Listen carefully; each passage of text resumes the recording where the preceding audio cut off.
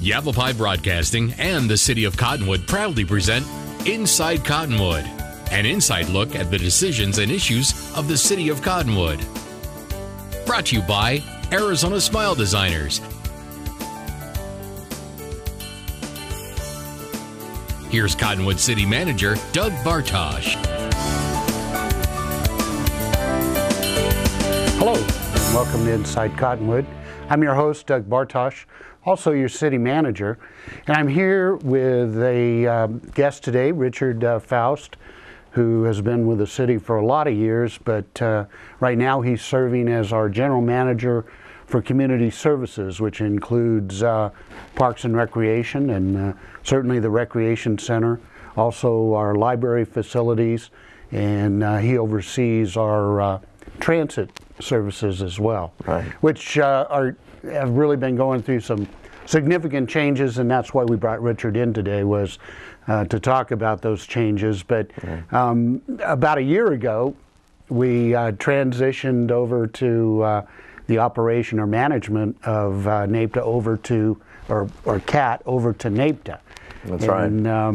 You know, I probably know a little bit better about the history of that, but that was kind of our goal for several years, was to make that transition once we became a member of NAPTA, which is the Northern Arizona Intergovernmental Transportation Authority.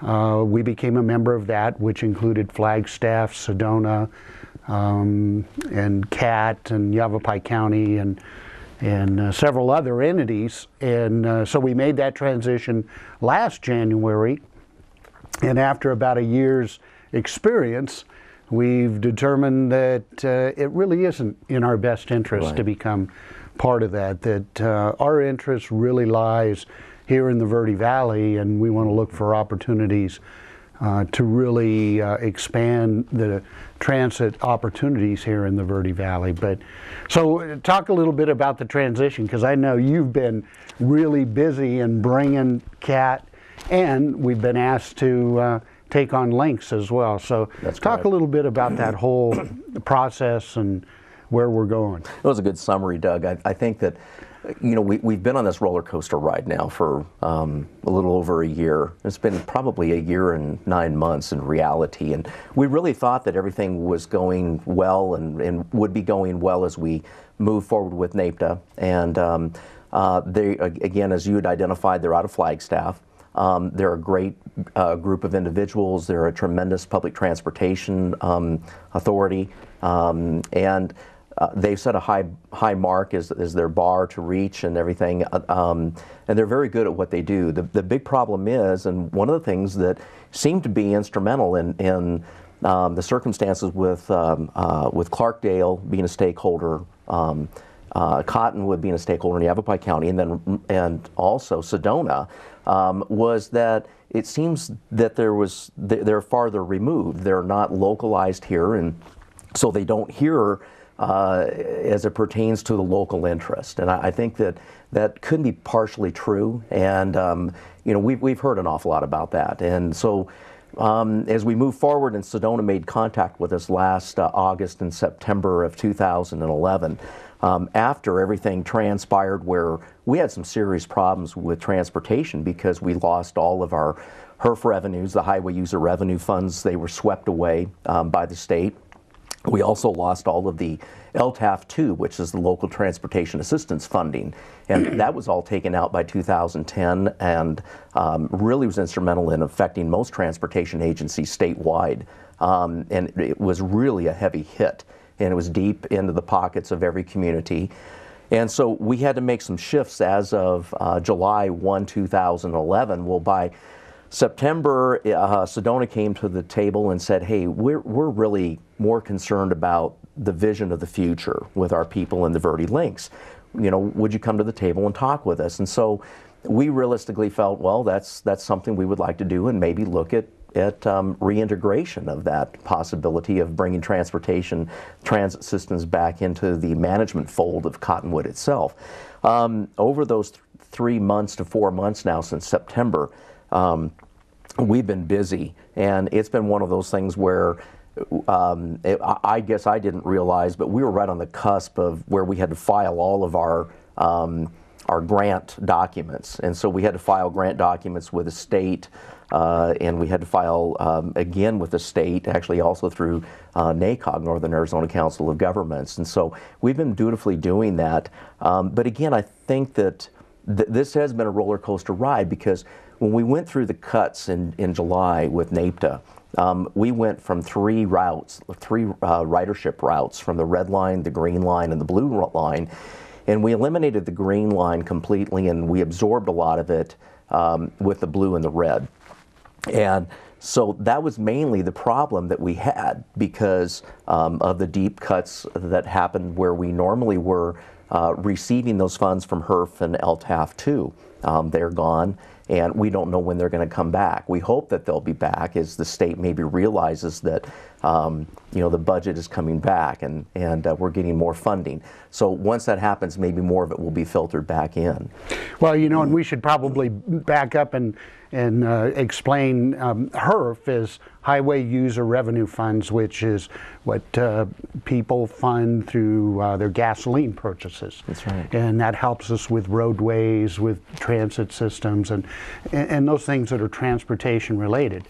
LTAF is kind of the same thing, although it's predominantly federal money that's local transportation something fund. Assistance funding. Assistance funding. Right.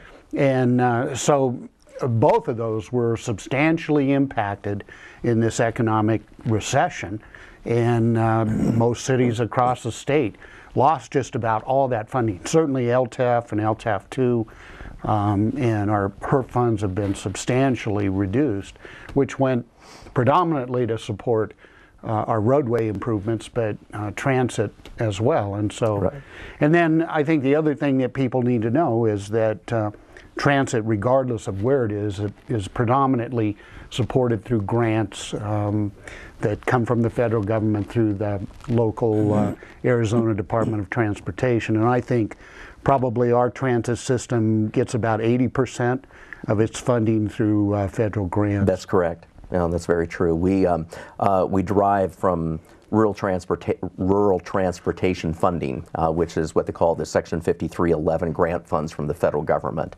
And it is really pretty close to that.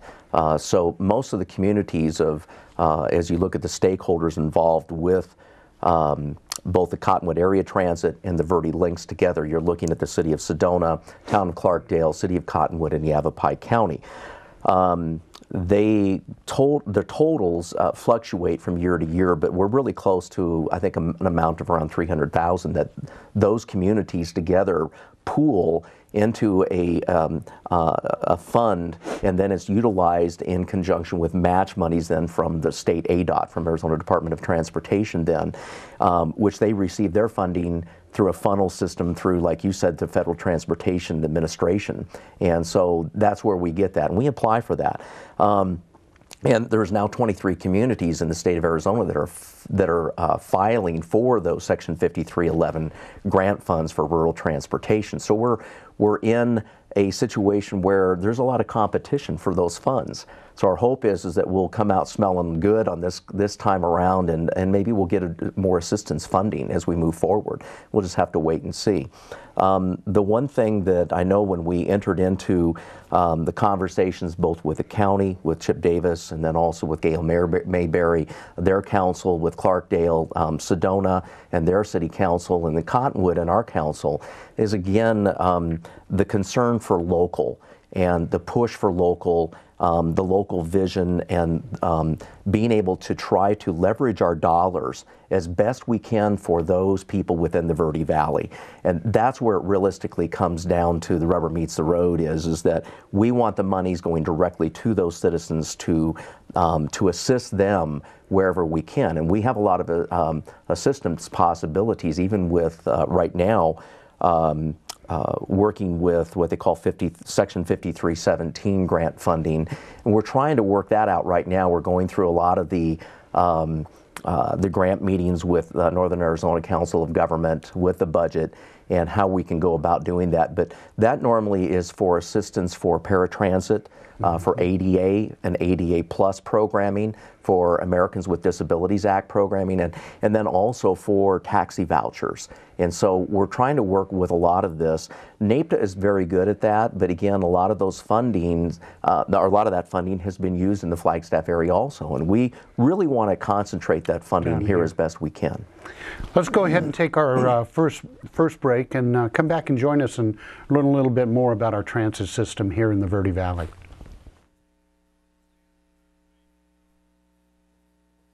Meet the team at Arizona Smile Designers, offering complete, comprehensive, restorative, and aesthetic dentistry.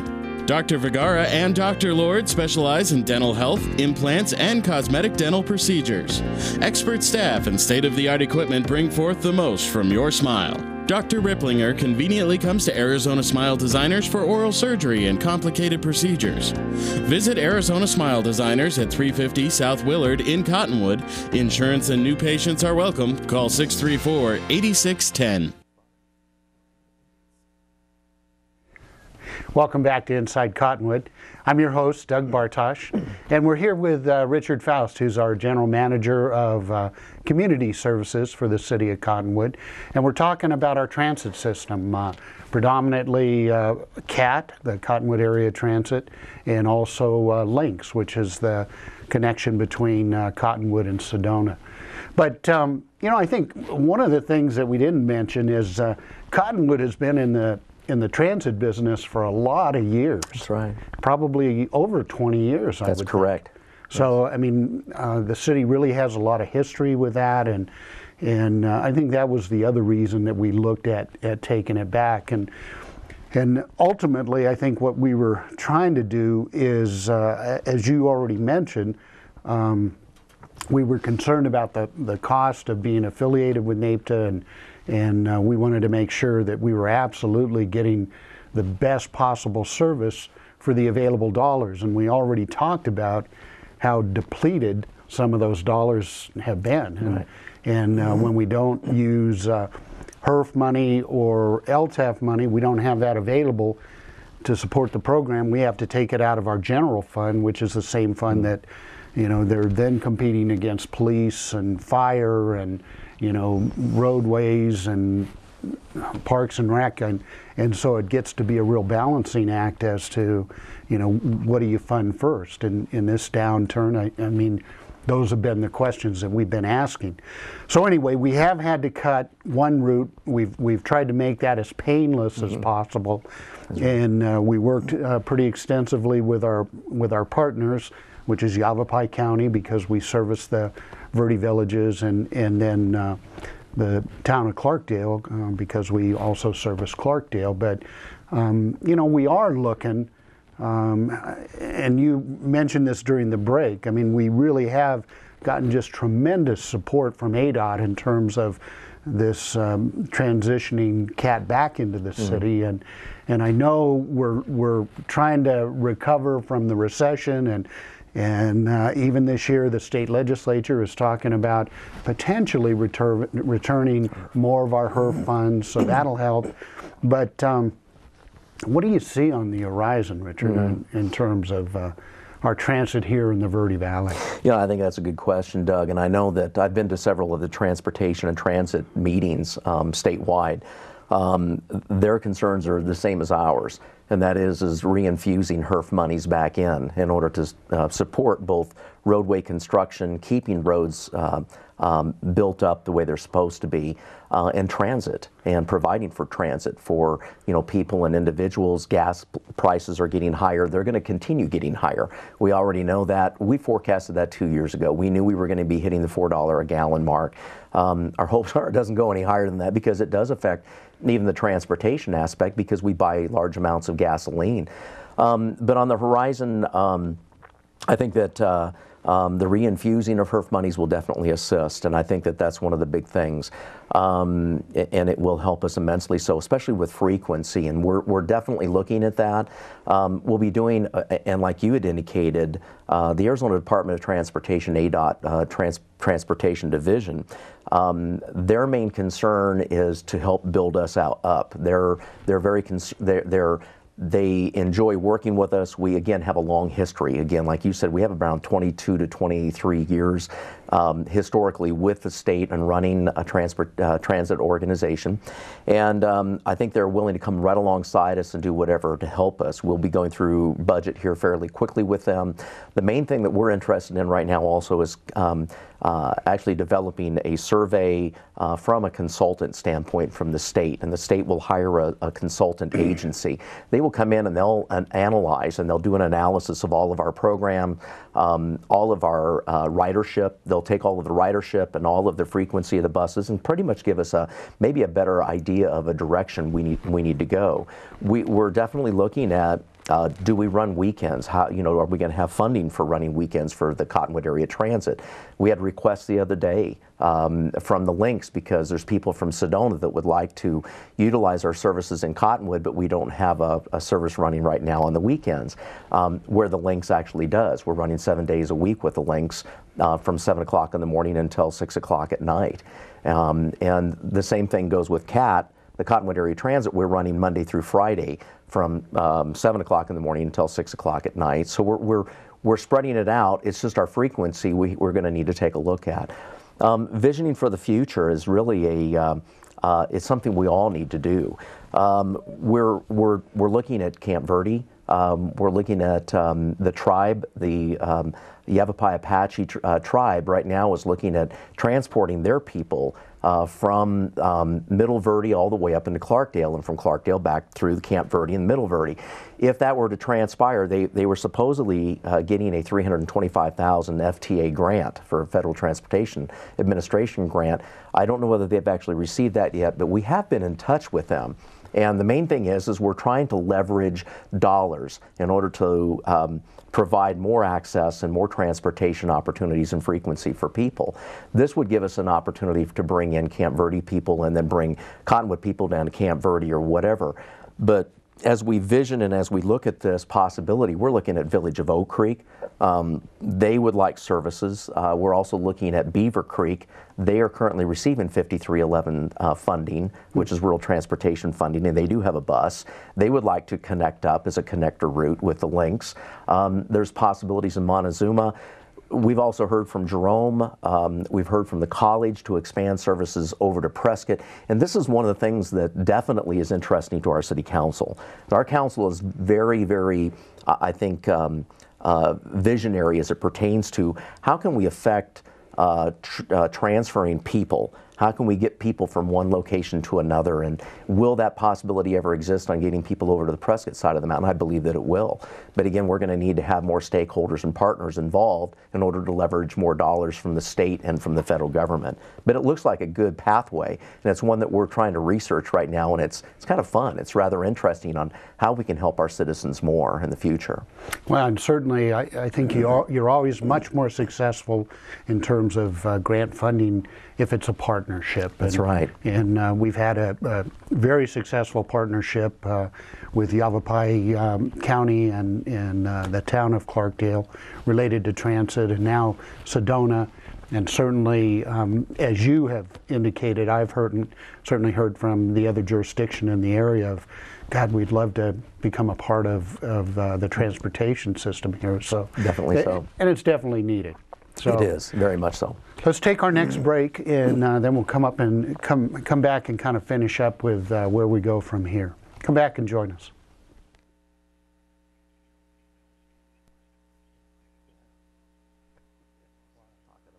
Meet the team at Arizona Smile Designers, offering complete comprehensive, restorative, and aesthetic dentistry. Dr. Vergara and Dr. Lord specialize in dental health, implants, and cosmetic dental procedures. Expert staff and state-of-the-art equipment bring forth the most from your smile. Dr. Ripplinger conveniently comes to Arizona Smile Designers for oral surgery and complicated procedures. Visit Arizona Smile Designers at 350 South Willard in Cottonwood. Insurance and new patients are welcome. Call 634-8610.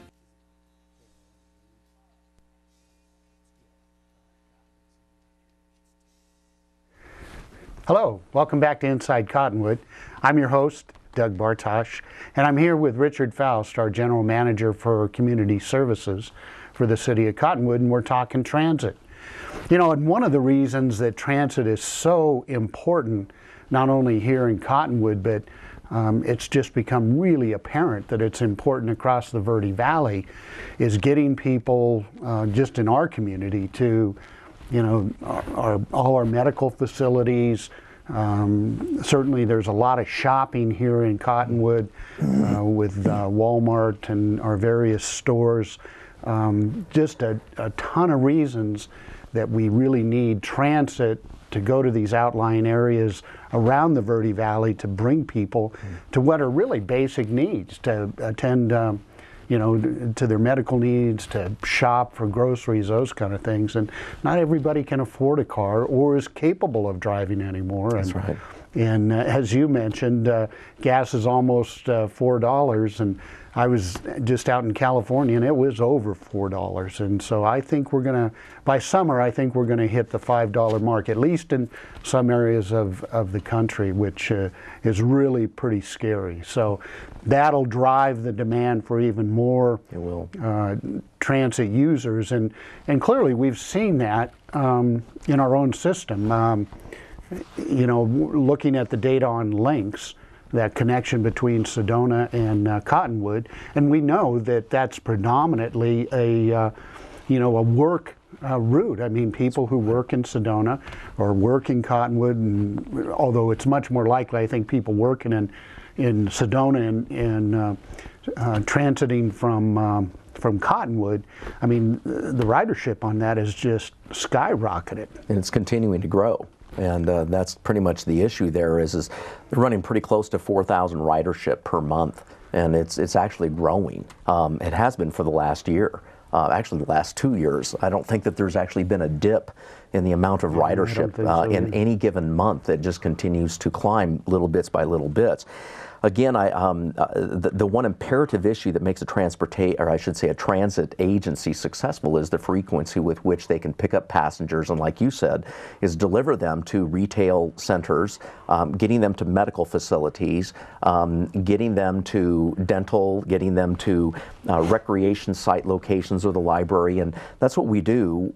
That's one of the main concerns, as well as we stop at both the college, Yavapai College, we're stopping at the guidance clinic, we're stopping at Catholic Social Services. We have stops all over, and those are pickup locations. And so the main concern is increasing frequency wherever we can and whatever we can do with that. If there's more money available, that's what we need to do to make the system a success, to where you and I, with maybe our families, someday in the near future will say, why do I need to drive when I can just automatically jump onto the bus, get off at the retail, and know that within every 15 minutes or every 20 minutes, I've got a cycle where I can catch the bus and go back through. You know, and really to give kudos to NAPTA, I think that was one of the best things they did for us. Was they came in, analyzed our system, and said, geez, you know, you're doing too much on demand, where people call up and say, hey, I need a ride somewhere, which is very expensive to operate.